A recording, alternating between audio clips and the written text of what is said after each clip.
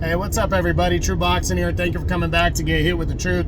So today we're doing the 2023 top 10s, and this is on my number 8 super featherweight in the world right now, former 2-division world champion, Oscar Valdez. Before we get into that, if you could smash the like button, leave a comment, or subscribe to the channel, I really do appreciate any and all support that I can get as I continue to build my channel here. So Valdez entered 2023. He actually drops sorry guys, he actually drops from the number 1 position. He drops 7 spots. He was kind of my de facto number 1 coming into the year, because Shakur Stevenson had moved up to 130 and he was the number 1, and he earned that number 1 spot by beating Oscar Valdez last year by a dominating 12-round decision to unify belts.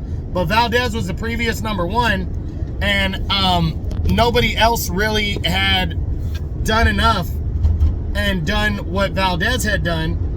So Valdez, like I said, was kind of my de facto number 1. And right away, a major showdown was on the table for Valdez to fight Emmanuel Navarrete for the vacant WBO title. But they scheduled the fight for February, and then Valdez had to pull out with an injury.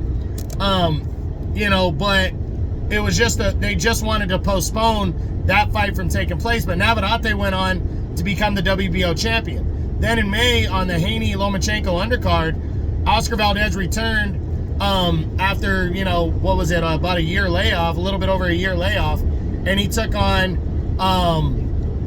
Adam Lopez in a rematch and dominated him, outworked him for over 10 rounds to a unanimous decision, and kind of got himself ready for the summer showdown in August against Emmanuel Navarrete. A lot of people thought the fight would be close, but Navarrete was the favorite, and it really wasn't that close. Navarrete, in my opinion, dominated Oscar Valdez. I might have gave Valdez 1 or 2 rounds, in that fight. Maybe 2 rounds, 3 at the most.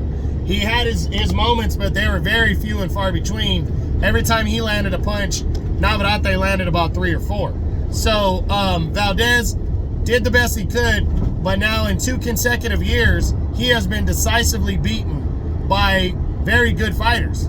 Shakur Stevenson in 2022, and now Emmanuel Navarrete in 2023, and really doesn't have any significant big-time wins on his resume in that time frame.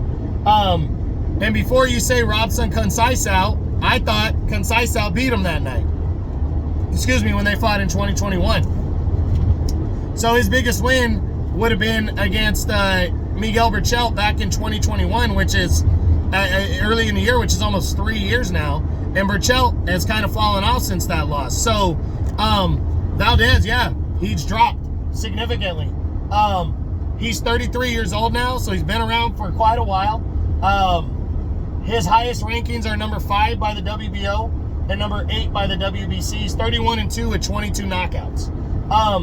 Valdez, in my opinion, can still be a player. He's got a name. And Top Rank has, 2 of the 4 world champions. Lamont Roach is a free agent. He hasn't decided what he wants to do next. Where he wants to have his fights at. But I still think Valdez can be a viable contender. But that loss to Navarrete was a beating right there.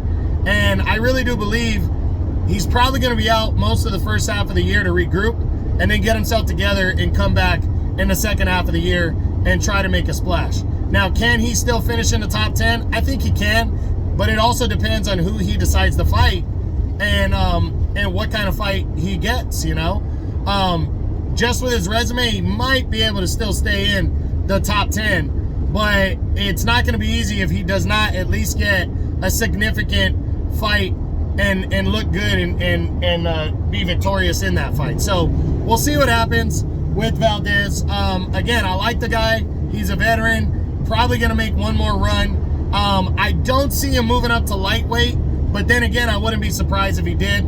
I just don't think Oscar packs the power for lightweight, and I think a lot of the guys up there would be favored to beat him.